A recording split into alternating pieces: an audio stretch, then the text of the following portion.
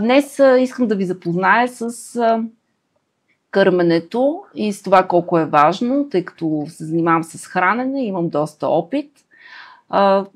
Първо да кажа, че и трите деца съм кърмила и също смятам, че това е изключително полезно. Като има някакви схващания, че когато кърми жената, разваля бюста си, което в моя случай изобщо не е така. Мога да твърда, че по никакъв начин не ми се отразило на външния вид кърменето.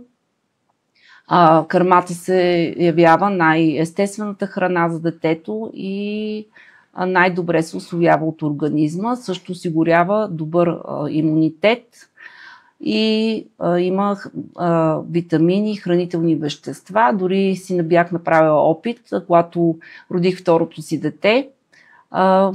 Първото нещо беше на около 3 годишно, се беше разболяло и тогава му дадах малко кърма. И понеже има хормони, то започна да подскача из цялата стая и действително се подобри, зачервиха му се бузките и много добре му се отрази и за щастие не се разболя.